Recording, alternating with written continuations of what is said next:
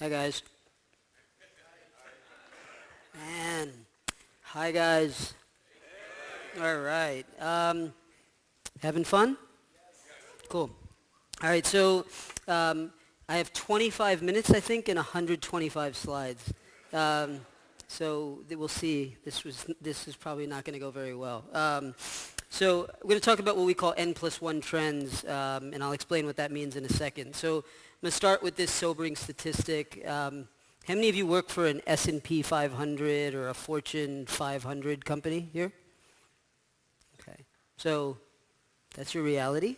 Um, and so what we see right now is the level of displacement amongst incumbent companies has reached kind of a level we've never seen before, and you see the lifespan of companies declining over time.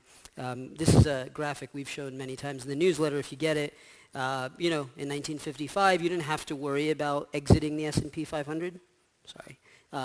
Because by the time it happened, you were dead. And now in 2015, as a CEO, it's something you do have to worry about, or somebody who's an executive. So that continues to decline.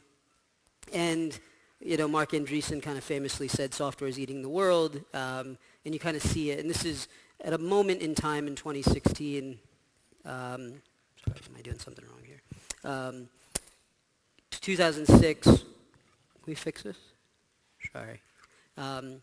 2006, one of the five most valuable companies in the world was a tech company. 2011, only one. In 2016, for a brief period, and it's no longer like this, but in the fall, all five of the most valuable companies in the world were tech companies. So, you have this issue as an incumbent company of trying to bite back. And what we're seeing is, we do these popular graphics around the unbundling of an industry. So we have the unbundling of FedEx, the automobile, Honeywell, right, P&G, Starwood. So we've kind of done that a lot. And so what we kind of we've been trying to track is what's the evolution of new technologies. And what's been interesting is to see the evolution from kind of platform to platform. So we started with the mainframe and then the mini computer and the PC. And now what we see is these waves happen incredibly quickly. So mobile is still going, and we're already sort of into the connected platform world. And so they're overlapping, and they're moving incredibly fast, which is problematic. This is my favorite infographic of probably all time. So if you look at the telephone in 1900, so kind of 5% penetration. Took about 105 years for the telephone to get to 90% of U.S. households. And then kind of scan over on the x-axis over to 1990, you see the cell phone and internet kind of got there in 10 or 15 years, right? So the level of technology change is accelerating. And so this idea for big companies of being a fast follower, I think is now a misnomer, right? Because fast followers basically miss the entire wave. And so what you see here is, even within technology now, the pace of advancement is quicker than ever. So, Skype or Twitter or Facebook grew remarkably quickly, and then you look at WhatsApp, which just blew them out of the water. And so the level of adoption continues to climb significantly. So that's kind of the backdrop of what we wanted to discuss. So we call these N+1 trends. What I'm going to cover next is what are the technologies, the business models, the distribution innovations that we think you guys should know and watch for in the next 10 years, 5 to 10 years? And you'll see that some of this is kind of some sci-fi stuff, right? How do we do this? So our model and our thesis on this is that there's a ton of signal out there, and we just have to find that signal. So what we're doing is we're mining patents, we're mining what angels and VCs are doing, what startup descriptions look like, government grants, news media.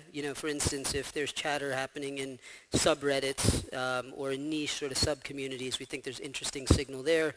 And then looking at academic and corporate research, and you smash all that stuff together, and these are these N+1 trends that we're going to cover. Why should you care? You either want to win or you don't want to die, right? I think that's, when we talk to big corporations, we find that there's two things that motivate them, either fear or greed, right? So either they want to be around or they want to win, but you need to be motivated by something. So that's obviously important, and then it's really just about becoming sort of future literate. So, some sci-fi shit, as you'll see. I think, the other big thing, again, I've harped on this earlier, is the ethical and societal questions that this will cause us to confront. So I'm going to jump in to our first trend. So, we're seeing a lot here, and this is going to be, again, this is not imminent. We're thinking 5 to 10 years, right? So the idea of customized babies. So, we see kind of prenatal genetic testing is becoming cheaper, more accurate. It can be done even earlier. You see some statistics here. And, I think it was sort of heavily focused on sort of identifying disorders, right? And so can we, through CRISPR and things, identify these disorders earlier and then ideally try to fix them? There's a ton of sort of gene editing companies now that are becoming more mature, that are starting to raise significant amounts of funding. And, now you're starting to see, what's happening in CRISPR in humans. And so what are the types of things that are happening? So, when you think about where this goes, these are kind of common genetic disorders in children that we could see new therapies around using this technology. But like when you think about it further out, can you basically pick the traits of your children, right? And so, and how many of you, just by show of hands, would say that this is a place we shouldn't go? Okay. So I would say that Jeremy made a really good point about privacy earlier, and I think this will follow the same path, right? Where people will be outraged by it, and then some people will do it, and there will be a perceived advantage, and then everybody will start doing it. So, it's sort of the way the world is going. And you can see that, like, the line around what people consider a disorder is, is going to get blurrier and blurrier, right? So I want a prettier kid, a smarter kid, a taller kid. It is going to happen. It's now, there will be lots of consternation about this, but it's one of those things that we're seeing, and technology is now going to enable this. So this is kind of one of the first N+1 trends, and so, you sort of have these ethical questions that we have to confront that, Vinod Khosla here kind of talks about. So that's one of the things that we think is interesting and worth tracking. I think when we think about this, and autonomous vehicles, just to take a digression, is an interesting case study in this. Autonomous vehicles obviously impacts the automakers, but then it impacts insurance companies. We talk to local municipalities and governments who make a lot of money writing speeding tickets, who are worried about what happens with autonomous vehicles. So when you think about customized babies, it's not just healthcare, right? It's what happens to cosmetics companies, what happens to fitness companies, what happens to education outfits. So again, the impacts of something like this are massive. So one of the things that we're tracking that we see signals around. Sort of N+1 innovation number 2, robotic companions. So,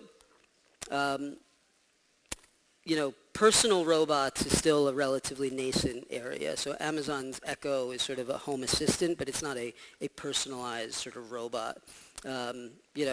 This is obviously, again, a lot of conversation about this, where we've been. This has been going on for a long time. Oops. Sorry. And so here we start to see, and again, here's where when you track sort of what angels and early stage investors are doing, you start to see there's lots of investment now into personal robotic companions, right? And so again, kind of strange stuff. Small number of deals. I mean, we're not even at 20 deals, but again, these tend to be nuggets that become bigger over time. And so what's around the corner for these personal robotic companies?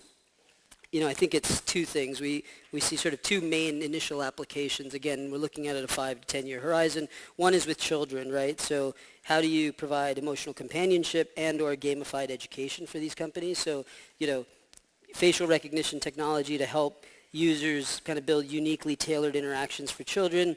And then kind of you have the nanny mode, right? Lesson planning, health, diet, sleep analysis, a whole bunch of things now that a robot can do, right? So, again, this is scary stuff, right, when you think about it. But again, like we're seeing applications here.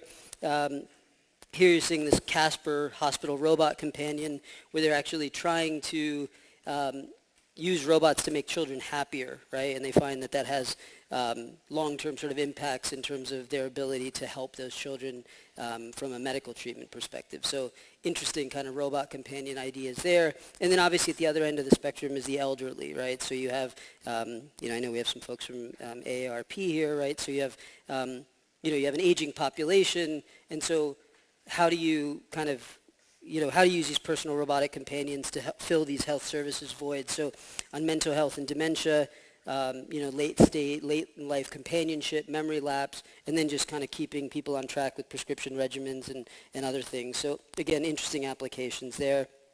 Again, who's impacted here, right? So I'm not, HCP, big provider of a maker of retirement homes, real estate company. So, lots of different applications here that will impact lots of big companies. So trend number 2. Third thing that we've kind of seen a lot of signal around is the rise of personalized food. So there's a lot of money right now going into sort of meat and dairy tech, I guess. Meat tech, it's a hot area, I guess.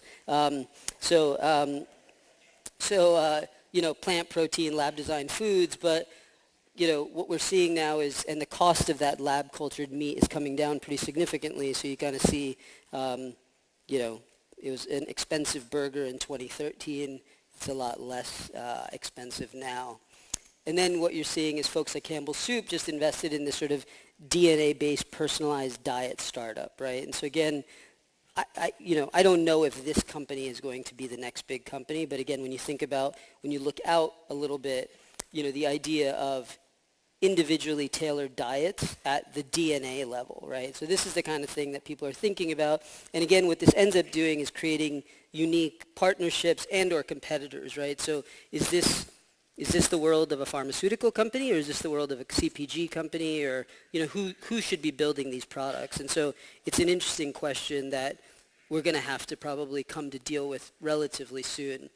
Again, it's not just food producers that are going to be impacted by this. So you kind of see all the different adjacent spaces that might be impacted by the ability to grow meat in a lab setting. So what does that do for real estate? What does that do for agriculture and farming, and a bunch of different impacts? So kind of the other trend that we're looking at.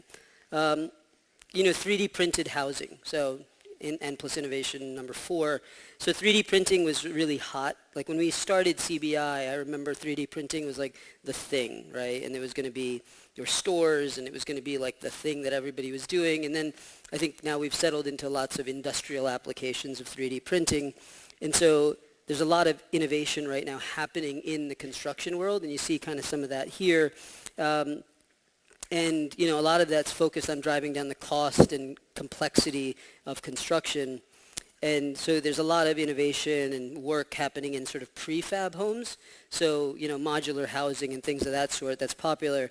But, I think what we're now kind of on the precipice of is, can we just print homes, right? And so there was a 3D printer that was able to print 10 homes in a single day. Obviously cost is going to be the other big lever here that we have to work on, but, things always tend to come down in cost as the technology advances. So, it's already being done in medical devices, consumer products. They've even built this bus. So again, like just a matter of time, it drives down the cost and time of building, and so affordability, quality, hopefully can all happen as a result. And then, it's not just your construction workers, right? So how does this impact insurance companies? Obviously your real estate companies, obviously your building suppliers and manufacturers of building supplies, these are all impacted. So another trend that we're watching. Solar roads. I'm not doing very good on time, guys, sorry. So I'm going to speed up. So solar roads, I think it's well documented, price of solar panels has dropped quite a bit. And so now there's lots of pilots going on about heated road cells. And, I think we've seen some things happening in Europe where on very short stretches, right, this is happening. And does this sort of create this energy revolution that's just on our roads, right? So are they self-heated? Are they lit kind of by the energy they create? Are they powering the vehicles that drive over them, especially in sort of cities and densely populated areas? So really interesting applications here. And then, again, you see the impacts here. So lots of adjacent kind of companies that will either be the leaders in the space or will be casualties of movements like this. Ephemeral retail. So last night we had a dinner with some of our biggest clients, and we gave everybody there some Snapchat spectacles. And you know, this idea of ephemerality in retail is one that I think is catching on. You know, partly because traditional retailers are just not doing very well. So there's kind of a bloodbath here that we're seeing. You know, and partly you saw Chamat's viewpoint on Amazon. I mean, I think a lot of that is driven by them. And, you know, if you look back at the quotes from 1999 and 2000 during the dot-com boom, people discounted Amazon and eBay, you know, pretty significantly. And, you know, and I used to work at a startup called Cosmo.com, which was which failed dramatically and spectacularly. And so, like, you know, I think Macy's and all those folks took solace in the fact that, oh yeah, look at these stupid dot-com folks that flamed out. And what they missed was that Amazon was going to just come and continue to eat their lunch. And so now Amazon, for instance, is one of the major retailers of clothing, which, you know, nobody ever thought would be the case. So, you know, it's not pretty for retailers. You know, Andy Dunn is one of the founders of a startup called Bonobos that has, in Manhattan, they have sort of a pop-up store of sorts that you can't actually buy anything in. You just go in and have to place an order, and then they deliver it to you. And so I'm not, you know, and I'm not sure that that's the ideal experience. I just went there before this conference because I needed to buy a blazer, and I liked one there, and then they were like, we'll ship it to you. And I was like, that doesn't work. I need it today. So, you know, but I think people are trying things. And so, you know, you have these new models of distribution that are on the rise. So the convenience store, the high-end pop-up store, the next-gen vending machine.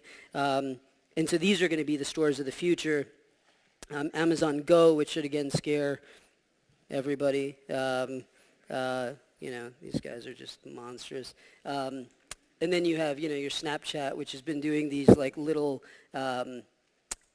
vending machines in really random places at times. For us to get 50 for this conference, we couldn't just go to the store and buy 50. We had to send 50 people from our team to go buy one at a time because they want to control who has them, and so, you know, and limit the supply and everything. So it's a really interesting sort of new way of doing retail. You know, again, like these can replace or will be a adjunct to brick and mortar retail. We talk to lots of retailers, and they kind of, for some reason, they think brick and mortar retail is going to come back. And it's like, how many times do you have to get kicked in the nuts to realize, like, this is not going to happen? But they still believe it for God knows what reason. So I think looking at these models is interesting. And so you hear, again, you know, I won't go through all the examples from payments companies to you know, the distribution companies, FedExes of the world, lots of impacts. Enhanced workers, kind of the other thing that we're seeing a lot of right now. So, you know, essentially the Iron Man suit, right? So, you know, Hyundai is developing this wearable robot with the aim of basically enhancing what human workers can do, right? And so these idea of exoskeletons, and there's a lot of really interesting things that we're seeing here for veterans and things to help veterans who are coming back, who've served this country really, you know, admirably, who now can do things that they weren't able to do. But again, that technology is now going to weave its way into industry, so you get increased safety and you get enhanced strength. So you get all this productivity that comes from that. And sort of, you know, if you're old like me, like there was the Bionic Man, like that's what we are headed to, the Bionic Man, right? So, or Bionic Woman. So, you know, you have all these exoskeleton news that's happening. And so, you know, you have investors like GE, Schlumberger investing in these companies, you know, again, that are able to do things with sort of supernatural strength or with flexibility that humans don't have. Power clothing, so electric muscles, you see that here. You know, and then I think this is one of those interesting things where robots don't necessarily take over the human job, they augment the human, you know, they make them better. And so can we have zero accident workplaces? Can people who are older and maybe with disabilities of some kind continue to work now as a result of having access to these exoskeletons? So another interesting kind of area.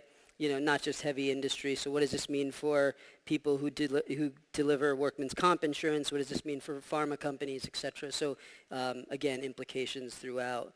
Lab engineered luxury. So it's been interesting for us to see the likes of Prada and Louis Vuitton kind of thinking about what does luxury look like in the future. And so, now we have lab-crafted leather, right? So as one area that is starting to gain some level of interest. You have lab-made diamonds, all sorts of kind of interesting things around luxury market now that are trying to happen. Now you have this 10K bottle of wine that is now being produced in a lab. And so can you reverse engineer top wines? And will people care that they don't have that story that they've come from, wherever in the south of France if the quality is the same? So interesting idea. And then, how does this work? Like, will people pay for lab-created luxury the same way they would pay for hand-stitched blah, blah, blah from, some luxury provider? And again, like the mores and things on this will change over time. People will start to accept these things. So, not just Prada, right? And so you'll see a lot of change there. So this one's, I think, this is one of my favorite ones, the bot root movement. So we talked earlier about all the bots that are happening in corporations, right? So this is sort of maybe the more insidious side of bots, right? Is we saw the fake news conversation that happened around the election. So what if these bots can bend public discourse, right? What if you think you're talking to somebody and you don't realize that it's actually a bot, and a flood of bots, these bot root movements, can actually make people think that a certain thing is happening because the interactions with them are so natural, right? And so they have this sort of nation-state actor issue, but then you also have, what's going to end up happening is nation-state, like, bad actors are going to use this, and then people in porn are going to use this, and then marketers are going to get their hands on this shit, and then they're going to like send you messages that you should buy something and fool you into buying things, because marketers just do slimy shit like that all the time. And so that's what's going to happen with these bots. And so basically any entity dependent on accurate signals and public opinion is going to be one that can be kind of massaged, right? It's a nice way of saying manipulated, I guess, right? And so you have everybody from government to ad agencies to, what shows up in Google that is impacted by these bot root movements. So another kind of interesting movement. Oh man, I'm doing really poor. All right, microbe-made chemicals. I'm going to just leave through this. Petrochemicals used in every industry. And so what we're seeing is, let's see, oil and gas companies are kind of looking for new ways to derive petroleum-based chemicals and biofuels. And so we see kind of synthetic biology companies that are kind of coming back to change chemical production. And so the sort of, I think, the ugly or the unspoken about thing is that clean tech, if you want to call it that, is sort of coming back. It's just nobody will call it clean tech. Like, that would be if you're a VC, that would be a terrible idea to call it clean tech and go pitch LPs. But effectively, what would have been clean tech a few years ago is sort of coming back in different forms. So we're seeing a lot here, making cheaper chemicals. There's a lot of sort of production increases that are happening as a result, and yield increases. Creating extracts from petrochemicals that are things that petrochemicals could not do previously. I'm going to just go through this very quickly. All right, neuroprosthetics. So this is actual devices integrated with the human nervous system, right? And so it's actually able to translate external stimuli into perceptions. And so when we track research, right, we look at PubMed and look at the number of sort of research articles now that are talking about neuroprosthetics, and there's been an explosion of late, right? So we think this is, again, a really interesting area that there's a lot of research chatter about. And when you think about research chatter, in 2006, there was a lot of chatter about autonomous and driverless vehicles. That stuff just takes a little while to sort of gestate and get to a point where it becomes commercially interesting. And so, again, that's sort of what we see here. These are kind of some of the applications you see here. So brain stimulation, allowing a paralyzed man to feel his hand again. kind of just different things that are happening that are kind of crazy. Google, we mine a lot of patents, so they built this bionic eye for perpetual perfect vision, right? So again, like the idea of building sort of things that enhance human capability. A first prosthesis intended to restore vision that you see here.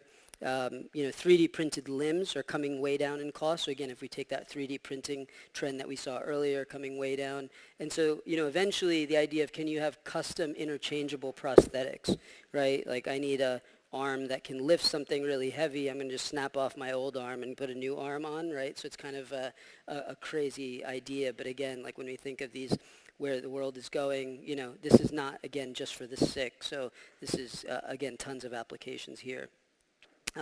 Instant expertise. I talked to a bunch of folks in the insurance industry, and I think there's some interesting applications here. So can we download whatever skills we want when we want them, right? So, how do you become this instant expert? So you need kind of machine vision to analyze your surroundings. You need sort of this augmented reality overlay to tell you what to do, and then you need in-ear guidance that sort of coaches you on what to actually do, right? And so the pieces of this are all coming together they're disparate. You got your AR platforms, you have gesture and eye tracking, you have remote experts, and then you have these in-ear platforms. And so what you're going to be able to do with that is, in an industrial setting, can you look at a piece of equipment that needs fixing and with an AR overlay and in-ear kind of diagnosis, have somebody basically, maintain equipment, just using this sort of instant expertise model. Remote surgeries. I was talking to somebody earlier that, they're using robots now to do kind of surgeries. And so again, can you use instant expertise to do surgeries in remote places, and then do-it-yourself maintenance, for somebody who's in property casualty insurance, or how do you assess damage and look at things, you have some interesting applications there. So, again, lots of implications here. And then lastly, how many of you watch Black Mirror?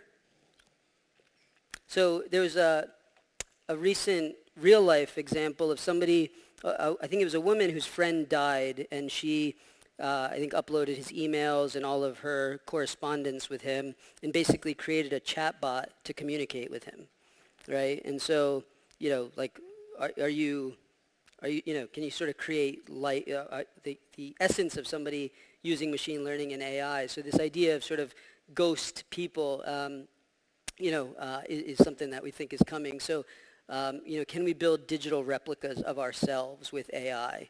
And so, can we build these sort of humanoid robots here that you see, that we see folks talking about? And, Hanson Robotics has kind of done some interesting things here that, and these robots that look like people, I think kind of sometimes distract from the actual ultimate application, that you can actually have a conversation with somebody, and it doesn't necessarily need to even look like this, but, it's like where your loved ones live forever. Live probably should be in quotes here. But, can you build sort of robot clones and things that feel like a person, right? And so what does that do for everything from sort of mental health kind of, what are the implications from a mental health perspective and a grieving perspective? What business models does this open up? It's a really interesting space that we see stuff happening in. How do you cure, augment grief?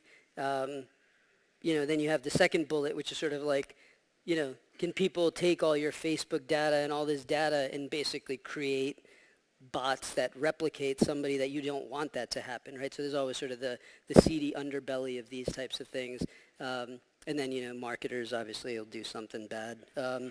That's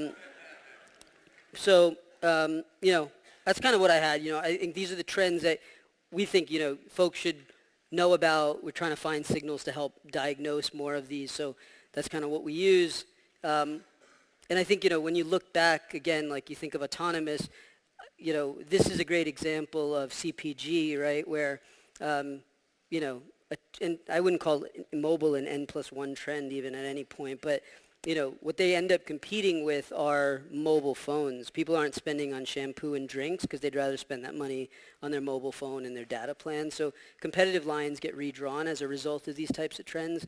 This is Abercrombie and some of their models, and they're not competing with other apparel makers, they're competing against smartphones and experiences and other things. So, these N+1 trends we think end up tending to redraw sort of competitive lines in a big way. So, unusual competitors will emerge.